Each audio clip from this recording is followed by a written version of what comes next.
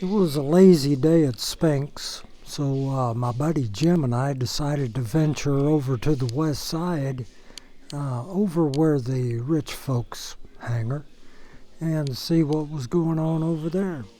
We ran into our old buddy Aaron and our old buddy Earl, and we kind of snooped around in a couple of hangars, so let's mosey on over there and see what we can find.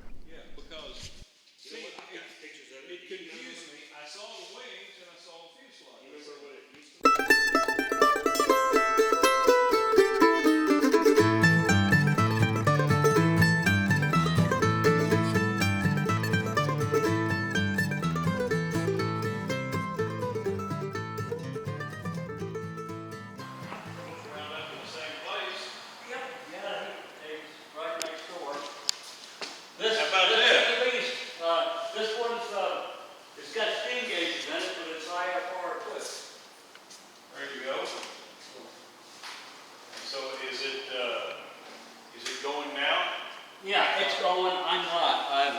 I'm going to get fly with Jay Huffman at 1300 for the BFR, but I've been working with Alex De Dominguez out of Eagle's Nest on transition training.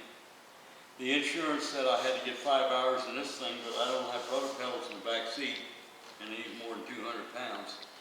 So I got him to amend it, so he's got an RV6, RV7, and so I fly right seat in it, because my controls are on the left-hand side.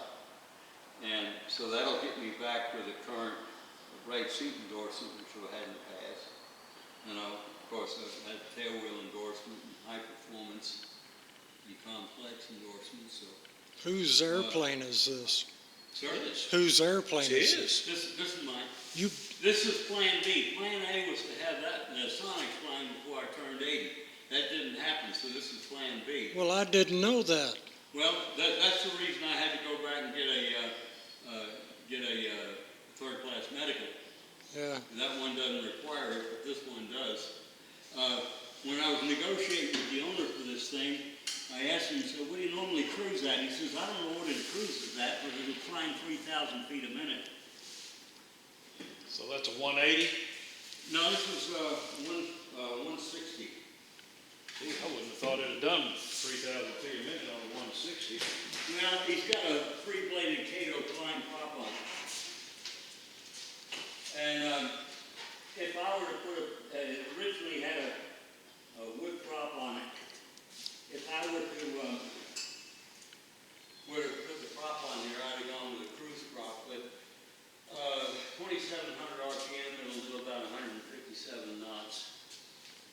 So rather than spend another 8 or 9 grand for a prop, I'll wind up just high cruising at probably 2,600 RPM. I'll probably get close to 150 knots. So that's not too bad for cross country.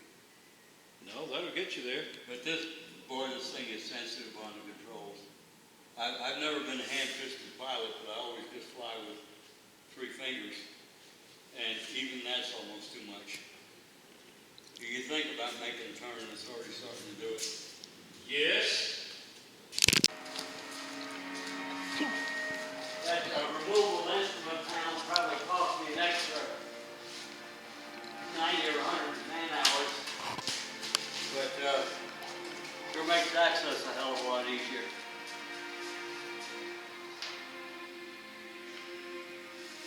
What do you think of the servo installation? They came direct from Dynon with the kit. And they more than fit from the Sonics. So I was pretty pleased with that. So it's got servos in it. I guess you're going to fly at RC. Is that the idea? Well, no, probably not.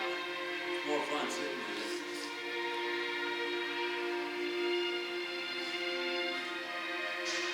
I've got the Dynon speed for that, the autopilot, control that, and then go in there and get on the website.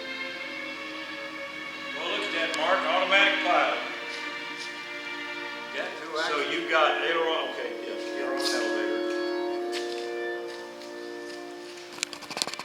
Well, you're coming right along there, Earl. We're making a little progress. I've got the panel over on the bench over there, electronic bench. How much drag do these have? But Dynon has a kit for the Sonic, so that's all their control rods. I was pretty pleased with the way that turned out. Well, you can't hardly feel it. Yeah. Feel that, Mark. It doesn't take much pressure to move that little old. Oh, yeah. Smooth. What's the complete autopilot kit cost? I don't remember. I think the D10A EFIS and the D10 EMS and all the ancillary stuff is about $8 grand. 8 grand. Did you hear that, boys? Only 8 grand. Good gosh dang, cried the woodchuck. Man, I could make a show plane out of my cub with 8 grand. Mm-hmm. World War II Marine Corps Navy. Insignia blue? Yeah. So I've got the round there. We'll just put the blades on the fuselage.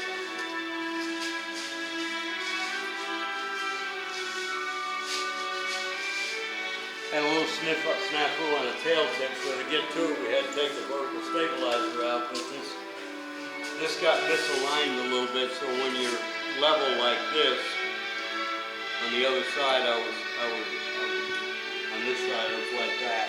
So I gotta re-put this back in here. It was just a matter of that this thing was,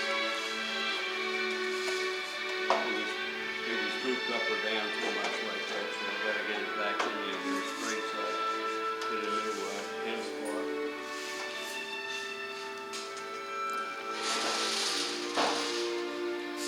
That's this assembly here.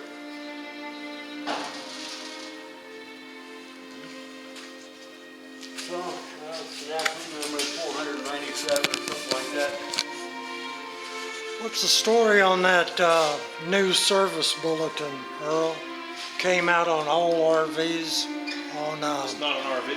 I mean, well, nobody's got one over there, Jim. Yeah. I haven't seen a new service bulletin on it yet. Came out May the 6th. You can Google it. It's, I'll have to contact them. They've got me in the system as one of their customers, but I'll have to ask them about that. it has to do with rear wing spar cracks. Ew. Okay. Out at the aileron. Huh, okay. And it's on every one of them, 4 forward. You what? It's on every RV from the 4 forward. From the 3 forward. 3 forward, okay. Okay, I'll have to call them and ask. Here's the instrument panel. Whoops.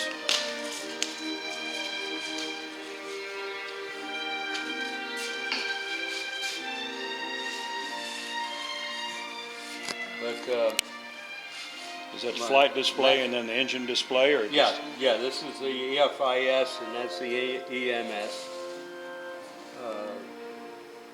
ELT remote and transponder.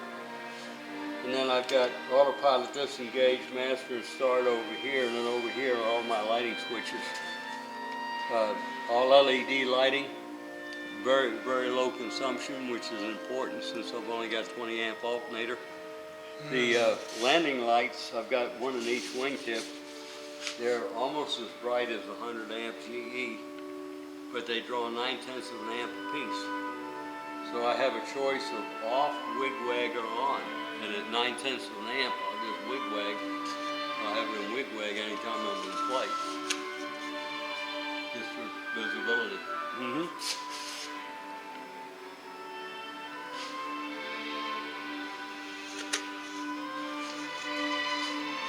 That's everything except for the GPS, and I just ordered a